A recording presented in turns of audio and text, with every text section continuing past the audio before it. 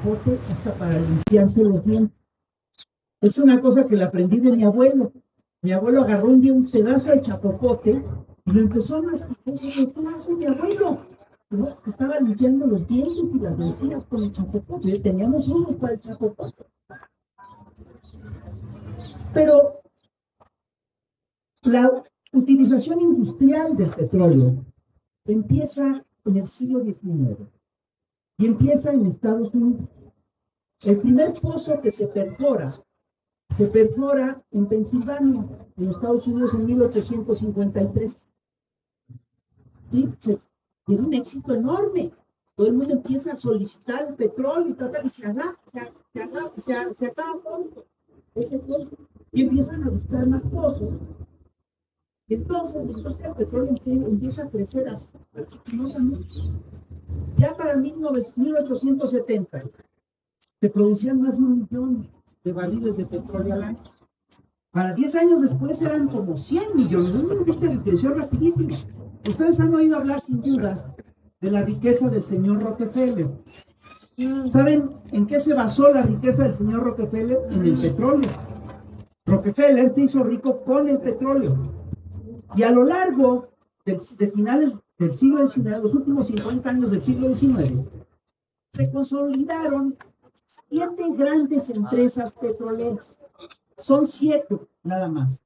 La Mobil, la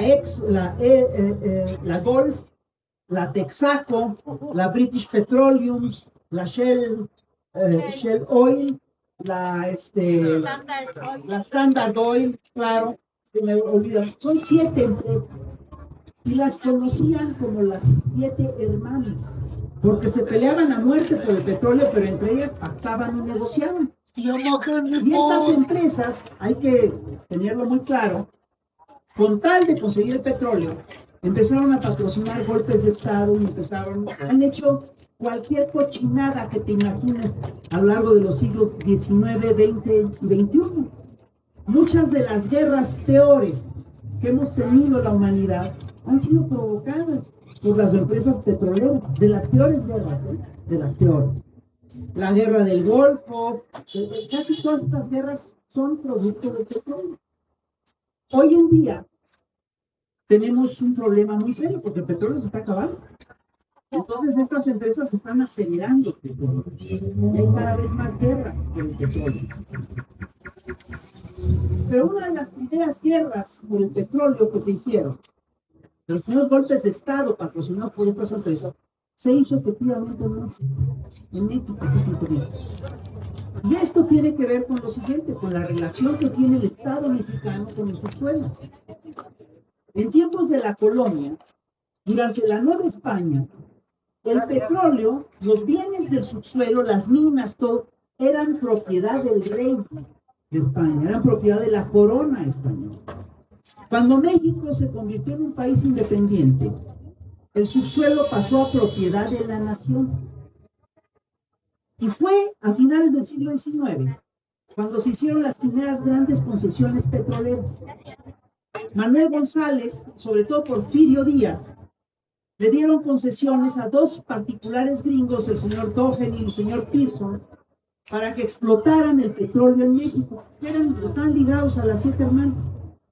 Y entonces estos señores empezaron a sacar el petróleo y encontraron grandes yacimientos de petróleo en Tamaulipas, en Veracruz, en toda esta zona, y sacaron petróleo. Pero ¿saben qué es lo que pasaba? Sacaban y sacaban petróleo y se hacían ricos y ricos y no dejaban ni un pinche centavo para México.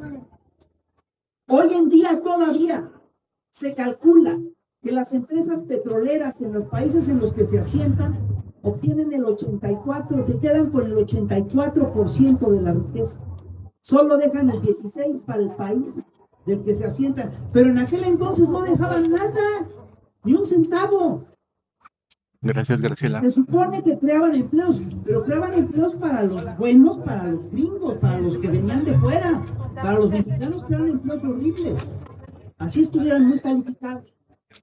Entonces, lo que ocurrió es que, por eso los liberales dicen, no, espérate, la riqueza del subsuelo tiene que ser de la nación para que deje dinero acá, no allá, para que no se lo lleven. Y efectivamente, En 1917, cuando se hace una constitución, la constitución mexicana, la constitución de la revolución, queda asentado que los bienes del subsuelo tienen que ser propiedad de la nación. Es de nosotros. Por ahí empezamos con un problema, porque ¿saben qué pasó? Como la Suprema Corte no se modificó como en toda la revolución. Entonces, lo que decían los jueces de la Suprema Corte es que todos los contratos que se habían firmado antes de la revolución seguían vigentes y que por lo tanto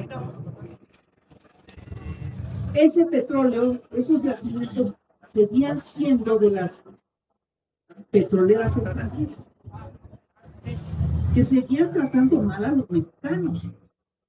Y entonces, es decir, eso ocurre en el 17, pero ponen este candado los mexicanos porque se acordaban de cómo se portaron las empresas petroleras en 1913 con Madero.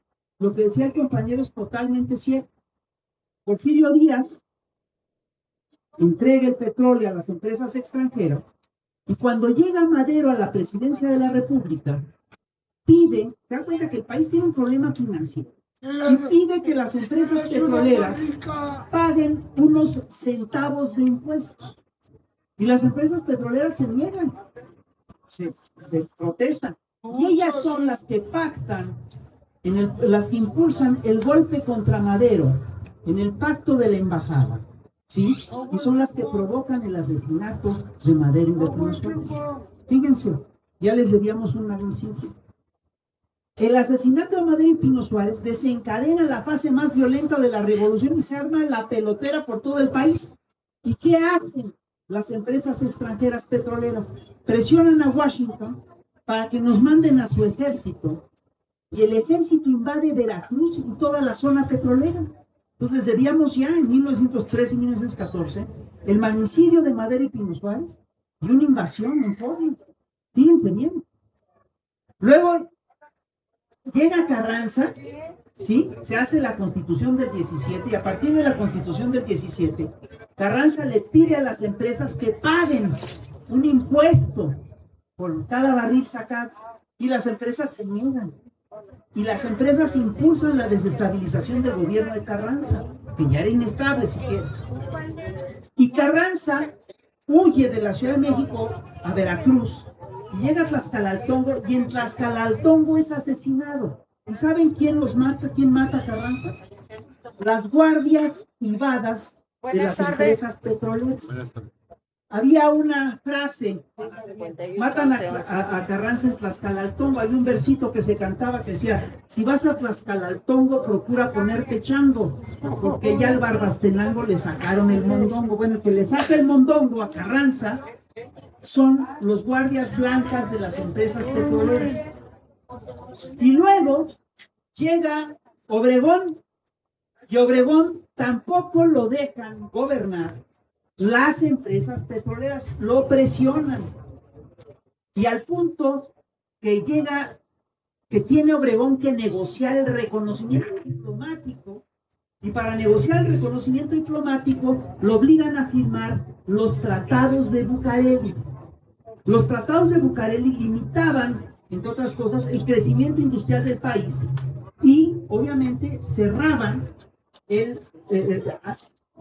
buscaban darle un candado para que no se tocaran los intereses de las petroleras.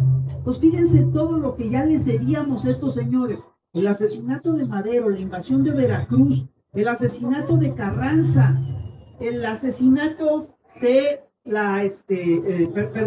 la implantación de los tratados de Bucareli, ¿sí?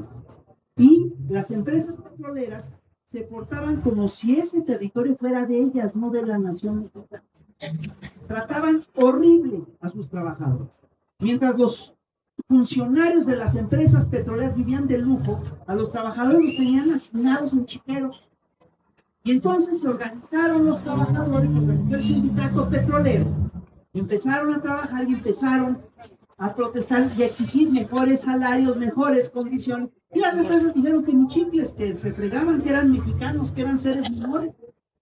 Y entonces los trabajadores ganan la huelga, ganan el laudo, la Suprema Corte se los reconoce y las empresas petroleras dicen que no respetan la decisión de la Suprema Corte. No sé si ustedes se fijan lo que implica eso. Se están erigiendo como un Estado por encima del Estado mexicano. Y ahí es donde Cárdenas dice, ya basta, y expropiense. ¿Y ustedes creen que las empresas petroleras se quedaron tan tranquilas? Y madre. Promovieron varios movimientos en contra de la expropiación petrolera. Una de las cosas que hicieron, ¿sí?, fue financiar a este señor que se llamaba Saturnino Cedillo en 1938 para que hiciera una rebelión en contra del gobierno mexicano. Fíjense lo que ya les debíamos a las empresas petroleras: 2 magnicidios, 2 golpes de Estado, una intervención militar y además los tratados de Bucareli. Una barbaridad. Fueron esas empresas petroleras el primer obstáculo para que México lograra su soberanía después de la Revolución Mexicana. Cuando Cárdenas expropia el petróleo, se funda, hay toda una corriente derechista que dice, no, nosotros nos agrupamos. No sé si les suena a lo que algo está pasando ahorita. Se juntan empresarios, partidos políticos opositores, etc. Y en aquel entonces fundan un partido político del que creo que han oído hablar, que se llama el Partido Acción Nacional. Y el Partido Acción Nacional tenía, entre otros, de sus activos, a muchos abogados de empresas petroleras. Manuel Gómez Morín era abogado de empresas petroleras. El Cabrera, Luis Cabrera, era abogado de empresas petroleras. Otros panistas importantes eran abogados de empresas petroleras, como Manuel Herrera y Lazo, como Gustavo Molina Font, etc. Entonces fue una reacción brutal la que hubo en aquel entonces en contra de la expropiación petrolera. Y además nos boicotearon a nivel internacional, decidieron no comprarle petróleo a México. Y México ahí iba a todas partes a decirle a Inglaterra, a decir, oigan, tenemos que vender petróleo, porque si no se los vendemos a ustedes, se los vamos a tener que vender a los italianos y a los alemanes. Y así fue. México le vendió petróleo a los alemanes y a los italianos poco antes de la Segunda Guerra Mundial. Y entonces, las empresas petroleras se cerraron, dijeron, ni chicles no les damos nada, no compramos nada. México sobrevivió gracias a eso. Y hay que tener muy claro, en cuanto estalla, que esto lo hizo Cárdenas a contracorazón. Él no quería venderle petróleo a los italianos y a los alemanes, pero era la única forma que tenían que sobrevivir. Pronto, cuando México recuperó, lo que hace México en aquel entonces es reponer la industria petrolera, porque estos señores no invertían nada en la industria petrolera mexicana y dejaron pura chatarra. Dejaron las empresas, los pozos, todo, en un estado deplorable. Y ahí los trabajadores se fletaron e hicieron lo que se llama la hazaña del remiendo. Remendaron todas las instalaciones petroleras y las dejaron al centro. Y para apoyar esto, el gobierno de México impulsó un trabajo educativo y de formación y de investigación muy importante. Que ahí se funda, fíjense bien, el Instituto Politécnico Nacional, el Instituto Mexicano del Petróleo. Y México, con el tiempo, llegó a ser la vanguardia de la tecnología petrolera del mundo. Cuando en Brasil querían saber o querían aprender de petróleo, venían a estudiar acá, venían a aprender acá. Cuando en China querían saber, venían a aprender acá. Y lo que hicimos fue bien importante. Y a pesar de lo que decían los señores de la derecha de aquel entonces, la inversión de México de expropiar el petróleo, porque pagamos hasta el último centavo de las instalaciones de estos señores, la inversión de México fue la mejor inversión que ha hecho el país en su vida. Poco a poco, el petróleo se fue consolidando como una gran rama de la industria nacional y como la columna vertebral del crecimiento del país.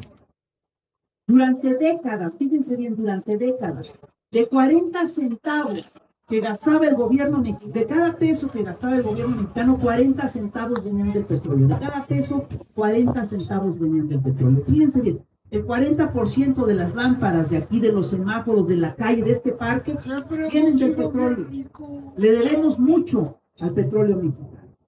Y entonces Pemex era realmente el eje de la nación. Por supuesto, los señores del petróleo, los zares internacionales del petróleo, pues no estaban conformes con esta situación y siempre anhelaron el petróleo mexicano. Y siempre buscaron romper el monopolio del Estado sobre el petróleo. Miren, Cárdenas tenía muy claro lo que estaba haciendo. De hecho, cuando él escribe la ley petrolera, cuando estos señores escriben la ley petrolera, deciden escribir una cosa muy sencilla, una ley muy sencilla para que no hubiera dudas de que el petróleo era de los mexicanos, para que nadie lo pudiera tocar. Cárdenas, para justificar la expropiación, dice en su discurso: la experiencia en materia de petróleo obliga al gobierno a obrar con gran cautela, pues a través de las concesiones se crean vínculos cuya terminación constituye después un problema para el país, pues inclusive sus buenas relaciones con otros pueblos se ponen en peligro. Y la idea detrás de la propuesta legislativa de Cárdenas era muy clara, decía que no vuelvan a darse concesiones del subsuelo en lo que se refiere a petróleo, y que sea el Estado el que tenga el control absoluto de la explotación petrolífera. Así quedó en la ley. Y entonces, quiero decirle que eso nos ha permitido crecer como nación, nos permitió crecer y consolidarnos como nación. En tiempos de López Portillo, el petróleo era una cosa importante. Y Pemex era la empresa latinoamericana más importante en términos absolutos. Era una empresa riquísima. Por supuesto, el sindicato era muy fuerte. Y era un sindicato nacionalista.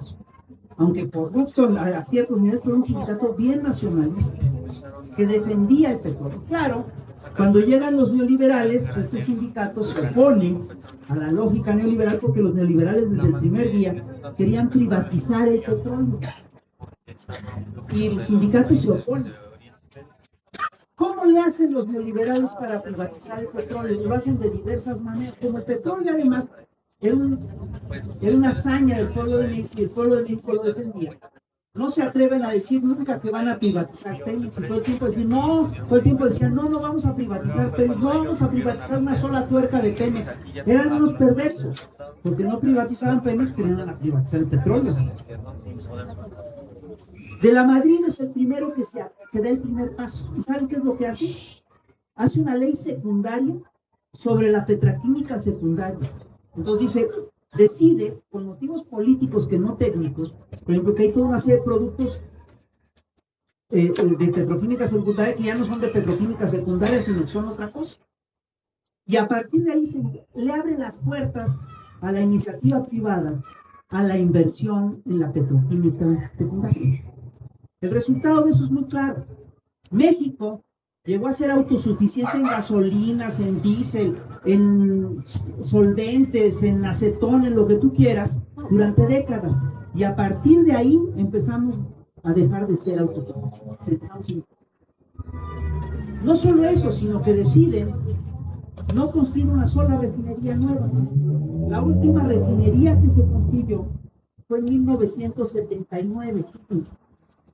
Y después, Salinas cierra la refinería de Azcapotzalco. Y entonces empezamos a importar gasolina. Es una cosa increíble. Explícame tú cómo un país que es petrolero y que tiene toda la tecnología para producir gasolinas tiene que importar gasolinas. ¿Por qué? Por una decisión política. Cuando llega Salinas hace varias cosas. Primero se pelea con el sindicato petrolero y mete a la cárcel a la Tuna. Y a partir de ahí, desmantela el sindicato, se pone a Romero de Champs y a Guzmán Cabrera, controla el sindicato y decide dividir a Pemex en 5 grandes corporativos. Pemex Exploración, Pemex Explotación, Pemex quién sabe qué.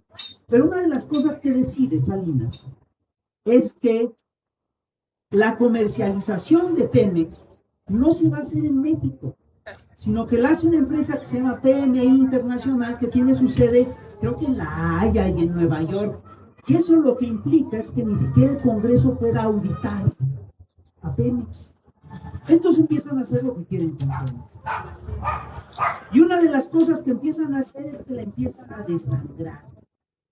Para poder privatizar el petróleo, lo que estos señores hicieron fue buscar quebrar a Pemex. Pero no fue fácil, porque esto lo empiezan a hacer, esto coincide con un momento en el que el petróleo empieza a subir de precio. Entonces, fíjense lo que hace. En tiempos de López Portillo, por cada peso que le metían a petróleos mexicanos, le cobraban un peso de impuestos y la empresa estaba estable. En tiempos de Salinas, por cada peso que le cobraba, que le metía el Estado a Pemex, por cada peso que Salinas le metía a Pemex, le cobraba 5 pesos con 30 centavos de impuestos. Medio gacho, ¿no? Y en tiempos, y esto fue creciendo en tiempos de Cedillo, y en tiempos de Fox llegó al colmo, porque por cada peso que le metían a Pemex, le sacaban 8.30, 8.40, ¿sí? Pero cada peso que lo metían tenía trampa. Le metían en realidad 17 centavos de adeveras y endeudaban a Pemex por 83 centavos. Pues fíjate, le metían 17 centavos, endeudaban a la empresa con 83 centavos y le sacaban 8 pesos y cacho. Dime tú si no querían quebrar a la empresa. Imagínate tú, que tú tengas una tienda y que tu administrador decida hacer eso. ¿En cuánto tiempo lo corres? Es decir, el primer día, ¿no? Bueno, estos señores se quedaron en Pemex, pero hacían eso y ni siquiera así podían quebrar a Pemex porque el petróleo seguía subiendo. En tiempos de Vicente Fox, costaba sacar un barril de petróleo $3 y lo llegaron a vender en 130 o 150 dólares. Es decir, el crecimiento del precio fue brutal. Y entonces lo que hicieron los panistas es que se metieron a las lógicas de la corrupción. Fox tenía un secretario de energía que se llamaba Felipe Calderón. ¿Le suena? Este señor, entre otras cosas, hizo cosas increíbles.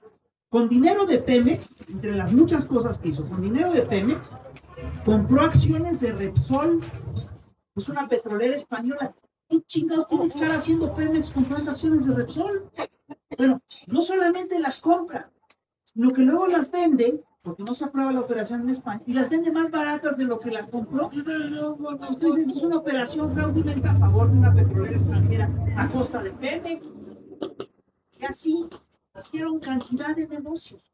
En tiempos de Fox eran conocidos, era muy sabido, el caso de los hijos de Martita Safney, los hermanitos Briviesca, que se hicieron ultra ricos con una empresa que se llamaba Oceanografía y que hacía negocios con Pemex. Entonces, ¿qué hicieron estos? Saquearon el petróleo a todo lo que daban. Y por supuesto que con este mal manejo del petróleo, lo que decían ellos, no es que no sabemos manejar el petróleo, el Estado siempre administra mal porque quiere administrar mal, lo hicieron adrede, no se hagan pendejos. Entonces lo que hicieron es una cosa muy simple, decidieron privatizar, hacer reformas petroleras. El primero que propuso una reforma petrolera importante fue Vicente Fox, y se la cerraron en el Congreso. Y fueron claramente legisladores del entonces PRI, que eran, pues fíjate, Bartlett, José María Saúl, los que le cerraron el paso. Y después Cedillo trató de hacer lo mismo, quiso hacer una reforma petrolera y le cerraron el paso también en el Congreso. Y después Felipe Calderón buscó hacer su reforma petrolera. Y entonces el pueblo de México se movilizó. ¿Se acuerdan de la historia de las Adelitas? Aquí tenemos Adelitas, hubo alguien que la hizo de Adelita. Todos compañeros, todos tuvimos, yo también estuve en la defensa ahí de la reforma petrolera, ¿no? Ahí estuvimos ahí metidos, mira, varios ya se van acordando. Estuvimos ahí metidos y paramos la reforma petrolera de Felipe Calderón. Pero después Peña Nieto volvió a echar a andar su reforma. No sé si ustedes se acuerdan que Andrés Manuel le dio un infarto. Porque Andrés es el que manejó la resistencia a la reforma de Calderón en el 2009, más o menos. Y yo les recuerdo que Andrés vuelve a lanzar la defensa de la reforma petrolera, pero lo dejan solo, el PRD, fatal, y Andrés le da el impacto. Y pasó la reforma petrolera de Peña Nieto. Y Peña Nieto al final de su mandato empezó a rematar territorio petrolero, empezó a rematar poco a poco, pero no le alcanzó a rematarlo todo. Y las empresas que empezaron a explotar eso, pues apenas ya han hecho algo. Es decir, el petróleo, lo que seguimos teniendo ahí, sigue siendo nuestro. Lo que estamos haciendo ahora es rescatar a la industria petrolera. Ah, se me olvidaba decir otra cosa. Cuando decidieron sangrar a Pemex, entre otras cosas, permitieron y toleraron el robo de gasolina. ¿Qué es lo que ha hecho este gobierno? Primero combatió el huachicol, que nos decían que era una plaga generalizada, y no es cierto, era un problema interno. Adelante al lado era un problema interno. Por eso el huachicol se hacía desde dentro de Pemex con la complicidad del sindicato, de la empresa, etc. Y Andrés cerró la llave del huachicol y ha bajado considerablemente. Sigue habiendo huachicol, pero ya no es lo mismo. Empezó a sanear a la empresa, que la dejaron endeudada, endrogada y quién sabe qué. Y una de las cosas que está haciendo actualmente el gobierno es que está buscando reactivar la refinación del petróleo para que produzcamos nuestras propias gasolinas.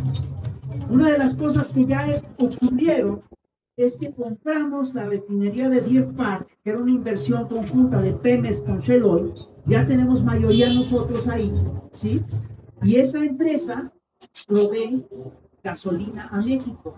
Y fíjense, todo el mundo lo criticó a Andrés cuando compró la empresa, pero esa empresa ya se pagó y estamos obteniendo utilidades y parte de las gasolinas que consumimos vienen de ahí. Y la otra cosa es que está construyendo la refinería de Dos Bocas. Y la refinería de Dos Bocas, perdón, se está construyendo en tiempo récord. Se está haciendo una cosa fantástica. Y el otro día entrevisté a Rocío Nale y le preguntamos, oiga, ¿y si va a empezar a producir Dos Bocas en 2014, 2024? Dice, no. Dice, sí, qué mala noticia. Dice, no, va a empezar a producir en 2023. Este año ya vamos a empezar a producir petróleo aquí, en gasolinas aquí en Dos Bocas. Entonces, calculamos que vamos a ser autosuficientes en gasolina dentro de muy poco tiempo. ¿Y ustedes creen que eso no es importante? Es absolutamente estratégico. Fíjense, hay países en el planeta que no tienen petróleo y que están fregados por eso. Y hay países, nosotros éramos el colmo porque teníamos petróleo y no lo refinábamos. ¿Cómo explícate eso? Eso es mala fe. Eso es verdaderamente ganas de sacrificar a la nación. Entonces, estamos rescatando la industria petrolera nacional. ¿Qué les quiero decir con esto? Miren, en México hemos tenido que luchar varias veces por las mismas cosas. Hemos peleado por nuestra soberanía en 1810. Tuvimos que pelear por nuestra soberanía contra la Iglesia en tiempos de la Reforma, contra los franceses en tiempos de la intervención francesa. Hemos tenido que luchar por la soberanía contra las multinacionales en tiempos de la Revolución. Y otra vez estamos volviendo a luchar por la soberanía. Hemos tenido que conquistar nuestra independencia varias veces. A Juárez lo llamaban el segundo libertador. ¿Qué estamos haciendo ahora? Estamos reexpropiando el petróleo. No sé si se dan cuenta, esta es la segunda expropiación petrolera que vamos a hacer. ¿Qué quiere decir esto? Que tenemos que estar movilizados constantemente porque nos quieren saquear todo el pinche tiempo. Tenemos que estar en constante defensa. La semana entrante, el 18 de marzo, es el aniversario de la expropiación petrolera de Cárdenas. Y estamos convocados a ir al Zócalo a festejar la expropiación petrolera de Cárdenas y a festejar la actual reexpropiación petrolera que se está haciendo. Yo les quiero preguntar, ¿quieren ir a la marcha de este 18? Levanten la mano, por favor, los que van a ir.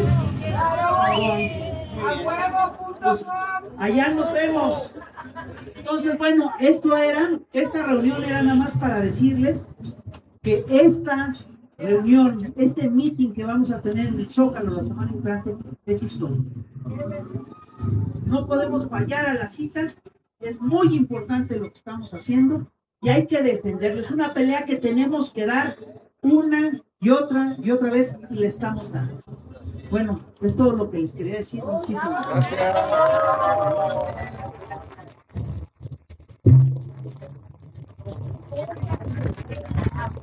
A ver, si les parece, abrimos una ronda de 4 preguntas.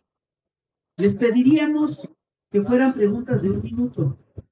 Les pediríamos que fueran 2 hombres y 2 mujeres. Porque aquí sí estamos con la paridad de género. El joven, la compañera, el señor, otra mujer necesitamos. Ya, 4. Viene. A ver, empiezas tú.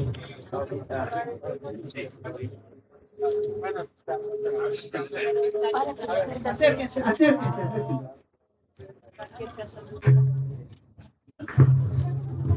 Teniendo en cuenta que el Departamento de Recursos de las Naciones Unidas calcula que para el hemisferio norte en 2032 va a haber escasez de petróleo, teniendo en cuenta que el petróleo es una gran justificación para los países en desarrollo para invadir las patrias que tienen este recurso, ¿qué postura debe tomar México para defender estos elementos? A ver, mira, se me olvidó una cosa que es muy importante. No solamente estamos defendiendo el petróleo. El material del futuro es, sin lugar a dudas, el litio. El material del futuro, el energético del futuro es el litio. Y México hoy en día también está defendiendo la propiedad del litio como parte de la nación mexicana.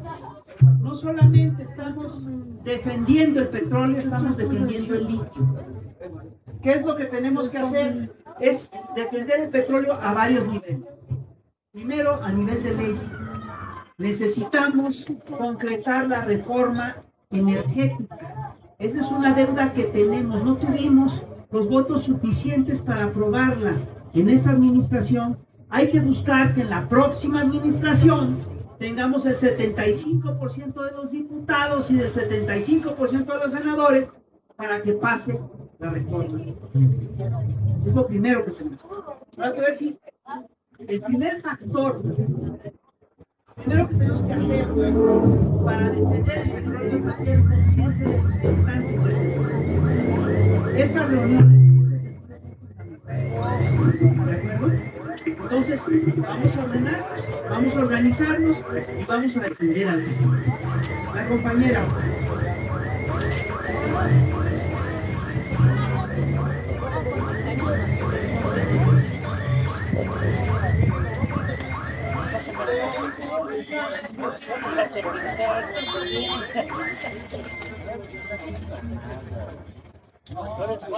Compañera, otra compañera que quiera hacer una pregunta. Dice sí, pero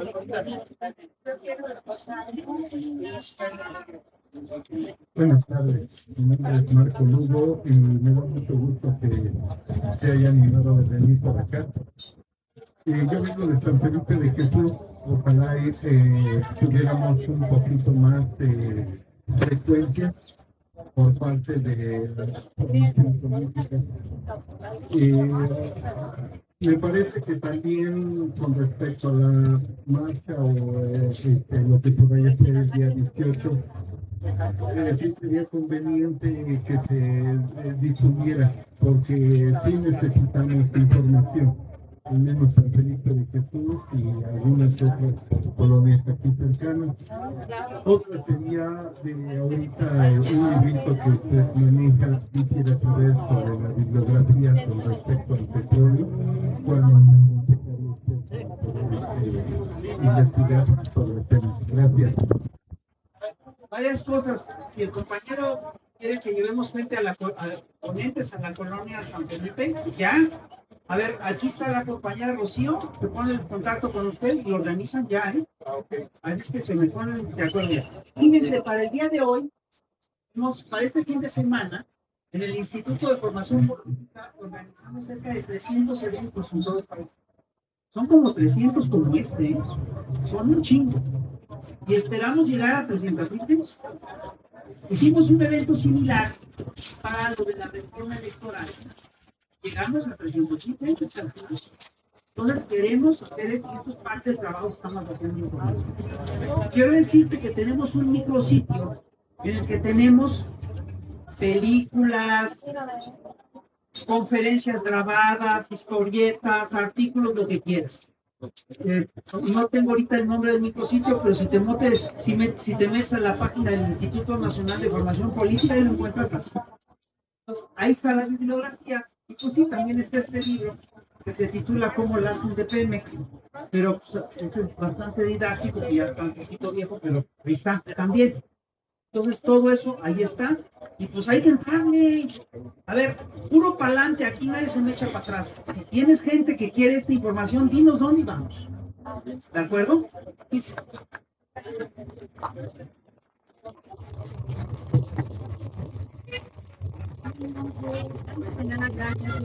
Por venir, platicar con nosotros. Y como estaba diciendo, en la página del instituto hay muchísimos videos. De hecho, hay una conferencia que les recomiendo mucho de hacer. Están 4 especialistas. Es una diputada, un experto, Aleida y Violeta, que es una experta en el litio. Están muy buenas, se las recomiendo mucho, porque hay que hablar de esta idea, como nos dice el Titón, de que celebramos el 18 de marzo. Y que la lucha que de aquí sigue, ¿verdad? Porque no hemos terminado, no nos vamos a decir a celebrar y ya. Y entonces mi pregunta, bueno, más bien mi comentario es que yo hago reuniones virtuales, como se sabe, y mucho se dice, ¿qué hacer? Si vamos con el voto masivo Morena, pero ¿qué tal que no le aciertan a Morena? Ese número de votos, ¿qué va a pasar? ¿Se van a perder? Mejor pedir que sea voto masivo con PT, Verde y Morena. Entonces yo ya me acerqué con Pedro Miguel, ya me dijo que no, que tiene que ser voto masivo por Morena. Pero es que no nos cae bien el de Coahuila. Pero es que tenemos que seguir lo que se marca en los estatutos del movimiento. No puede ser de que no me cae bien y voto por otro. Entonces, yo nada más que nos pueda a reiterar lo importante que es, aunque lo acabo de mencionar en 5 minutos, que sigamos con el voto máximo para tener la mayoría calificada. A ver, miren, lo que dice Gis es correcto. Una de las cosas que tenemos que hacer, a ver, necesitamos sacar adelante todas estas cosas. Y eso implica que tenemos que tener unidad. Y hay que entender además una cosa muy importante. El Movimiento de Regeneración Nacional es un movimiento muy peculiar. Es un movimiento que viene de las izquierdas, que toma todas las luchas históricas del pueblo mexicano, pero es también un frente amplio, donde caben todos. Y Andrés eso lo dejó muy claro desde el 2018. Tú veías la lista de gentes que se estaban propuestas, había mucha gente que venía del PRI, del PAN. Te voy a decir una cosa, esa estrategia nos funcionó. Por supuesto que nos funcionó.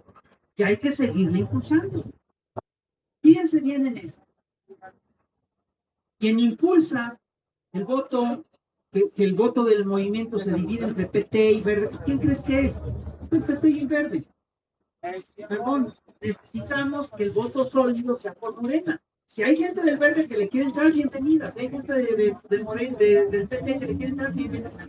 Pero tenemos que sacar adelante la mayoría en la Cámara de Diputados y de Senadores y tenemos que aceptar el paso. ¿Está claro? A ver, los aquí presentes que se comprometan a votar por Morena parejo en el 2024, levanten la mano. Así es. Así es. Y a pasar la voz. Y la otra cosa, miren, lo que pasa en Coahuila es un buen ejemplo de eso, de lo que está pasando. Es decir, en Coahuila, ¿sí? Salió un candidato, y Coahuila es un estado que ha estado gobernado durante décadas por el PRI y por el PAN. Así de claro. Y es muy difícil encontrar a gente de izquierda en ciertos estados de la República. Entonces, en ese estado había tres candidatos fuertes, pues. Uno era Guadiana, el otro Fernando, que venía del PAN,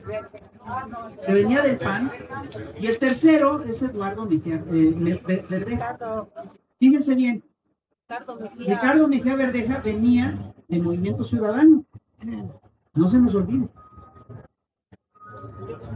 Gana Guadiana la encuesta y Mejía Verdeja, que había quedado en tercer lugar, se inconforma y se va por su lado.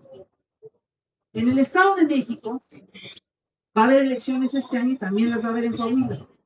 En el Estado de México, Delfina lleva una ventaja de arriba del 20% en las encuestas, pero no nos vamos a confiar, porque los delfinos van a hacer todas las trampas y aún con esa ventaja nos pueden ganar, con trampas. Entonces hay que apretar el paso y hay que hacer buena campaña para el Estado de México este año. Y en Coahuila, las últimas encuestas que tenemos nos dicen lo siguiente: Guadiana tiene 38%, el del PRI 41%, Mejía Verdeja tiene 8% y el Verde 5%. Si en estos estados si en este estado fuéramos en alianza, tendríamos 38 más 13%. Tendríamos una ventaja amplia para ganarle al PRI. Pero como vamos divididos, es posible que se pierda el estado. Vamos a ver, se puede ganar, y hay que hacer lo posible por ganar. Pero vamos fracturados. ¿Sí se dan cuenta? ¿Qué lección debemos de sacar aquí? Que la unidad es fundamental. Y que esas cosas, señores, son traiciones. Y que no las debemos de aceptar. Porque luego pasa que estos señores agarran, se fracturan, se van y luego regresan y quieren ser diputados por Morena. No me chingues. Lo hemos visto una y otra vez. ¿No es así? Bueno, esto no está bien. No se vale. Y hay que decirle a todos los que conozcamos de Coahuila que ya ni la chinguen, que voten parejo por Guadiana, que si no les gusta el candidato ni no, es el que tenemos, con la pena. Es el candidato que ganó la encuesta. Además, tú revisas el caso de Guadiana, los que echan la roca a Guadiana, que dicen, él no es lo suficientemente izquierdista, y proponen a Mejía Verdeja, que tampoco es igual. Mejía Verdeja, estuvo contra Andrés, de hecho un discurso horrible contra Andrés en Guerrero cuando se pasa a Movimiento Ciudadano. Mejía Verdeja apoyó a Ricardo Anaya hace unos meses. En el 2018 Mejía Verdeja apoyaba a Ricardo Anaya. ¿De dónde sacan que él es la pureza? ¿De acuerdo? Entonces, lo que hay que entender es que si queremos deshacernos del PRI, del PAN, lo primero que tenemos que hacer es sacarlos del gobierno. Porque sin el gobierno no son lo mismo. Y ya después podemos hacer un montón de cosas. Pero sí necesitamos hacer todo ese proceso. ¿Ok? Bueno, la última pregunta o intervención.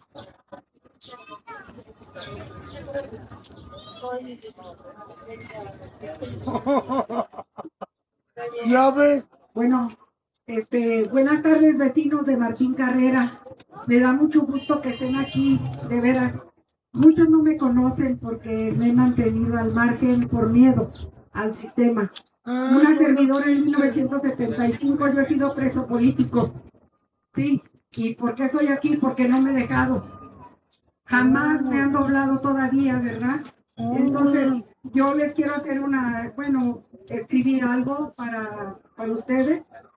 Y es lo siguiente: México, no te rindas jamás ante la adversidad de tu destino, porque la semilla de una nueva patria que quiere florecer gracias a la cuarta transformación y gracias al movimiento de Morena.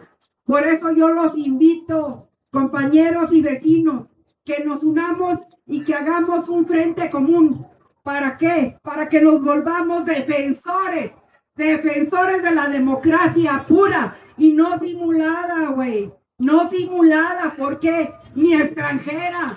¿Por qué me va a venir a decir el gringo cómo tengo que vivir en mi patria? Que se vayan a robar a otro lado, ¿verdad? Porque todos esos vamos a formar este frente para acabar con todos esos ambiciosos de poder y de riquezas, ¿verdad? que nos formemos pero fuertes, nos unamos, vamos a sumar gente que nos conozca, que conozca nuestros ideales, nuestros valores y nuestra fuerza que tenemos, ¿verdad? Porque no tengo miedo a perder, porque les vamos a ganar este 2024 y 2023, pero necesitamos esa fuerza. Pues luego, ¿dónde están esos cojones? A ver, que las mujeres se pongan lo que se tengan que poner y vamos a defender nuestra patria para que nadie nos venga a decir cómo tenemos que guisar y qué es lo que tenga que comer, ¿verdad? Eso es lo que quiero, porque todos esos ambiciosos de poder quieren, o sea, son ambiciosos de poder, pero carecen de patriotismo, quieren el poder de tu pueblo, pero sin el pueblo. Yo soy ranchera, aunque me vean güerita, no hombre. Yo soy de las Orejonas de Arteaga, de allá de Coahuila. Por desgracia ya todavía tenemos tiendas todavía de, ¿cómo se llama? De raya, tiendas de raya, unos caciques que no vean. Aquí dicen, no, que Coahuila, sí, allá hablas como estoy hablando a mí y te ponen el dedo. Yo he estado ya 3 veces en el bote, ¿por qué? Porque me han agarrado como bulto de box, órale, y me han encerrado, he estado en el campo número 1. Entonces, yo los invito, ¿por qué le entré a Morena? Porque yo soy médico, sí, y anduve en las comunidades, y he caminado con Andrés Manuel de la mano, nos han correteado, nos han apedreado, y aquí estoy, porque para mí es muy fuerte que a mí se me tenga que morir una gente de hambre, de sed y de dolor, cabrón. No saben lo que es eso, que se te muere una gente de hambre, de dolor, de sed. Sí, por eso aquí está en Chihuahua. Sí, estoy en Oaxaca, en Chiapas, en varias partes. A mí no me compran con dinero.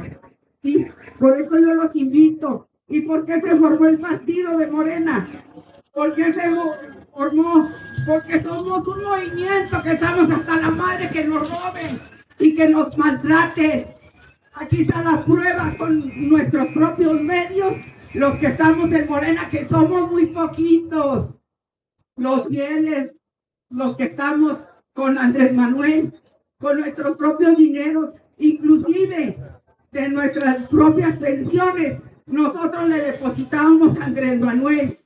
Sí, iba yo con la gente y la gente, no, pues no tengo dinero. Oye, pues aunque sea un peso, hombre, vamos a sacarle copias. Nadie quería cooperar. Y ahora que ya ganó Andrés Manuel, ay, todos son morenistas.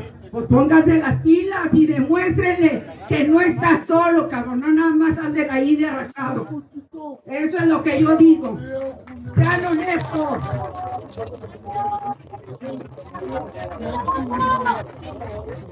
Bueno, a ver, compañeros, tenemos varias cositas que plantearles. Muy bien, muy bien. Tenemos varias cositas que plantearles. Se van a rifar 4 libros. No los vamos a rifar, sino a los que respondan 4 preguntas que van a ser acreedores en un libro.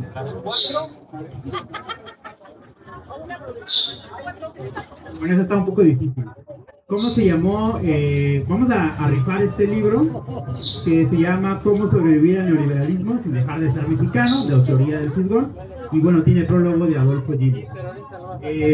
¿Cómo se llamaba el cacique que intentó tirar a Lázaro Cárdenas y que fue, vamos a levantar la mano, y que fue financiado por las petroleras? ¿Quién? ¿Quién?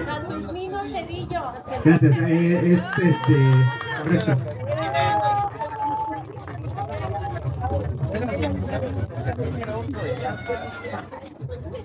A ver, ¿quién me puede decir el nombre de 4 de las 7 empresas petroleras de las hermanas?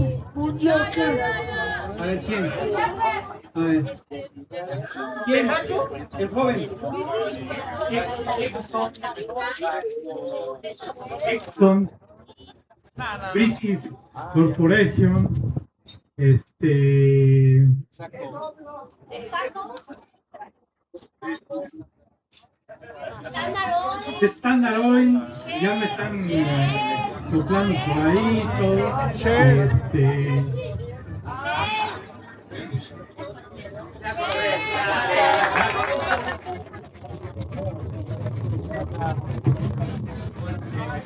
Y también mencionar que el compañero Martín es súper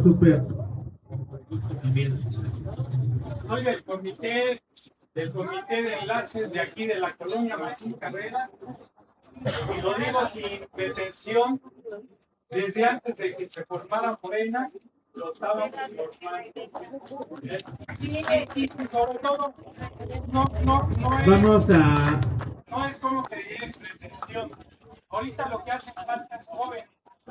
Que nosotros ya tenemos mucho camino recorrido y también eso es muy cansado. Entonces necesitamos el relevo generacional. Vamos a la siguiente rifa.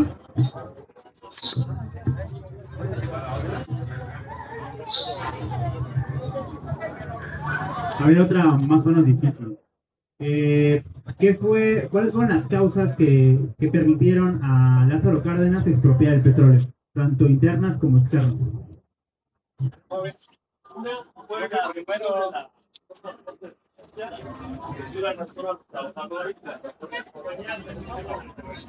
Ok, muy bien. ¿Una exterior puede ser o otra?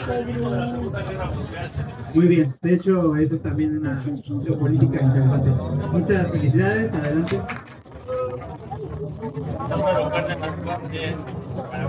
Bueno, la última pregunta. Es una pregunta. ¿Quién me puede decir por qué es importante la nacionalización del litio? Básicamente porque representa una industria incipiente, está poco explotada y está poco regulada. El litio. ¿Cuál es la industria? Y entonces tiene repercusión en varias industrias como la automovilística, la energética. Es el futuro de la industria automotriz eléctrica. Muy bien. Bueno, oigan, les quiero decir que los compañeros les tienen preparada una jornada a toda madre. Va a haber rock. A ver. Pues ya, antes de que se vaya el FIS, queremos agradecerle. Yo creo que le tenemos que dar un fuerte aplauso al compañero, porque se está realizando lo que debe ser un futuro, que es la formación de los militantes. Entonces, antes de que se vaya el FIS, ¿no estaría muy chido que todos nos acercáramos para una foto? Bueno,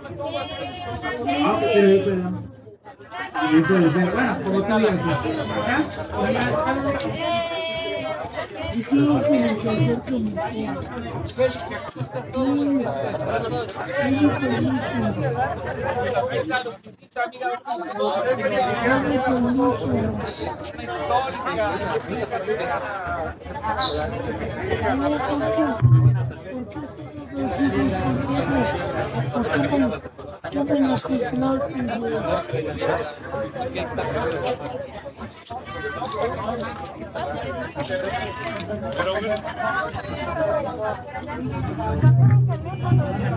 ¿Cómo te perdiste tu teléfono?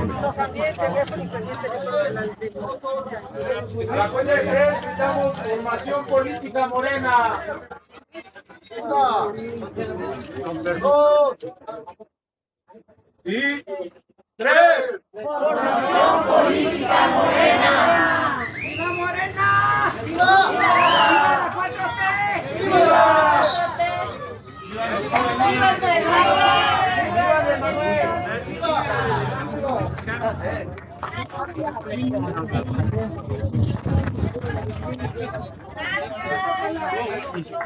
Ay, perdón. Debió ser el profesor de Lázaro.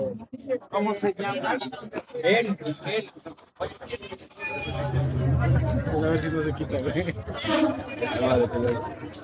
¿Qué dice? ¿Cómo está?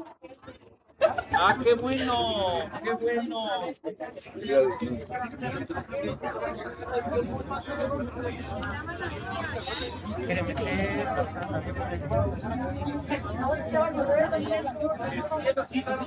Ay, mamá, me estoy mojando.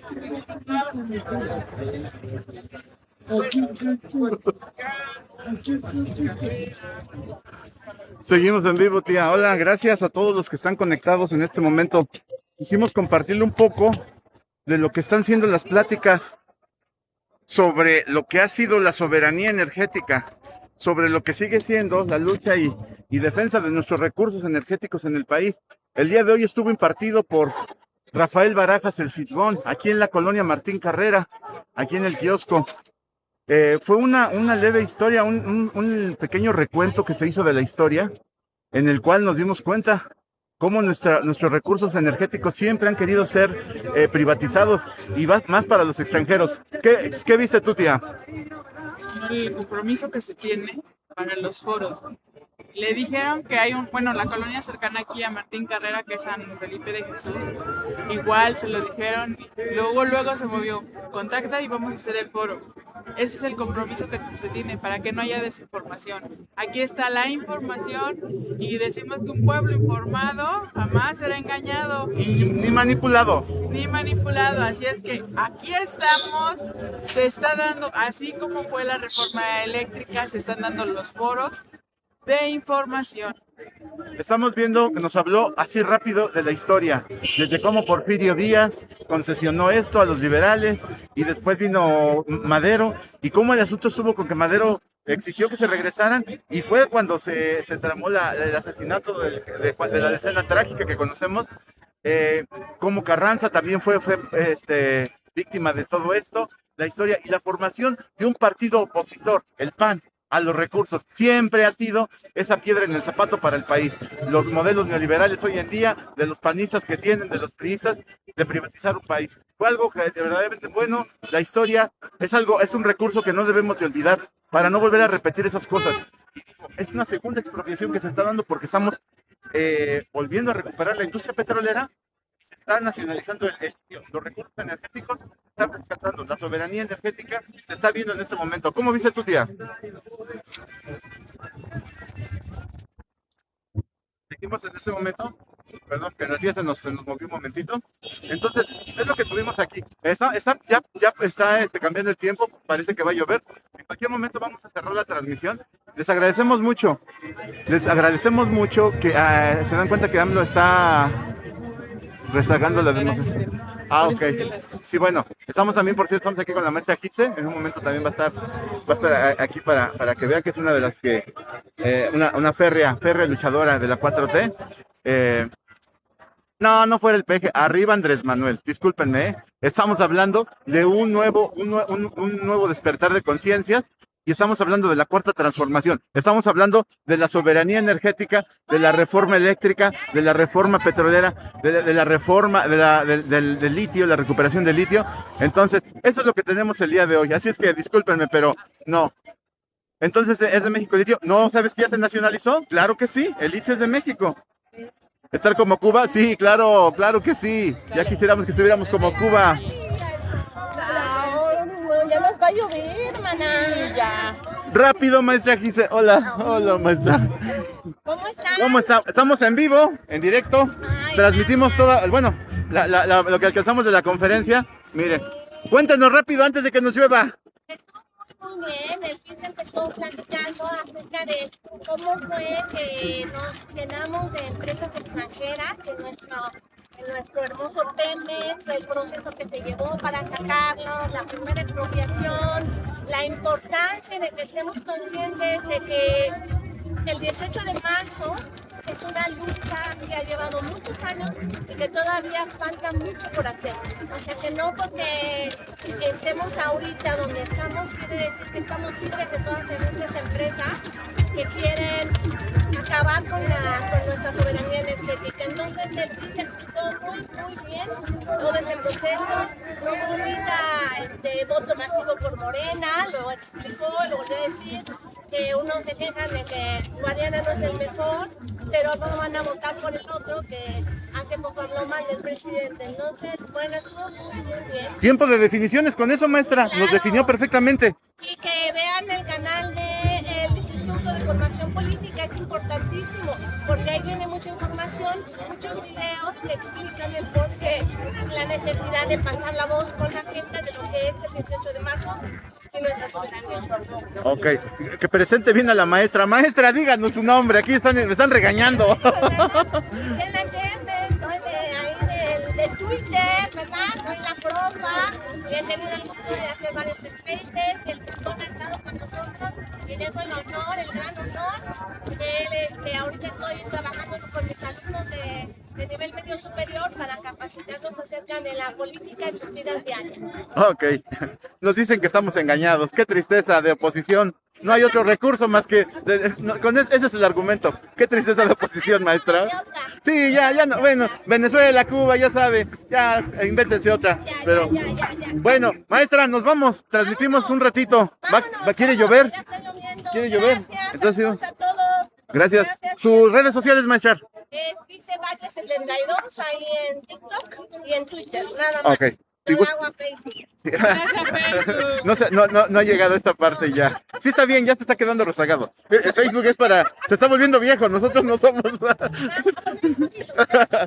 No, somos iguales. Vámonos pues, que nos va a agarrar la lluvia, Bueno. vámonos por un taco. Ándale, sí, maestra. Nada más déjeme, voy a voltear la cámara. Venga, tía.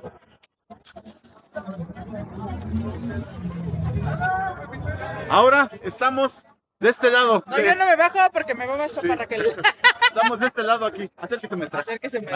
Ay, que los quiero. La queremos, Gracias, maestra. maestra. Un gusto verla, un gusto saludarla. Ahora estamos ya del otro lado, más al norte de la ciudad. Hace rato estábamos en el centro. Ahora estamos aquí al norte de la ciudad, muy cerca de los Indios Verdes. Muy cerquita. Exactamente. Les agradecemos mucho que nos acompañaron. Un agradecimiento para el maestro Fisgón, el cual nos sigue orientando con la historia. ¿Por qué? Conocer la historia, ¿para qué, tía? Para que la historia no se vuelva a repetir. No se repita lo malo, y aprendemos de lo bueno. Les agradecemos a todos los que estuvieron conectados. Gracias, ya saben, lo sentimos. A toda esa oposición, voto masivo por Morena. Oiga, oposición, miren, gracias por estar aquí. La verdad es que nos dieron visualizaciones. Y aprendieron un poco de la historia. Acuérdense un poco. que cuando anden en sus marchas, infórmense de sus marchas. ¿A qué van? ¿Cuál es el motivo? ¿Cuál es la causa? Porque lo hemos visto. Muchas gracias a todos, ya saben, un besote, abrazote a todas esas personas que estuvieron y acompañándonos en esta transmisión. Muchas gracias. Oposición, recuerden, como hace mucho calor, yo ando quemada del brazo. Entonces, miren, aquí, para toda esta oposición que nos ha insultado y nos ha dicho, pero de todos modos, les agradezco el haber estado aquí. Al final del día, nos dan una visualización, hacen que este canal crezca y, pues, ¿qué les podemos decir? Gracias por estar aquí, oposición. Y recuerden, la quemada va para ustedes. Gracias a todos los que estuvieron aquí. Les agradecemos mucho a todos los detractores y quienes nos apoyan. Les damos un aplauso a todos los que nos están devolviendo la... A todos los que están devolviendo eso. Pero ni modo, la tía se quemó. Ese es el asunto. Gracias a todos. Seguimos en contacto. Seguimos. Ha sido un día largo. Ha sido un día pesado. Pero seguimos con mucho gusto haciendo las cosas. Va a ser difícil que nos acerquemos al maestro Fisgón. El clima está cambiando mucho. Nos vemos. Adiós. Estamos en contacto. Empezó a llover. ¡5, Gracias. 4, 3, 2, 1.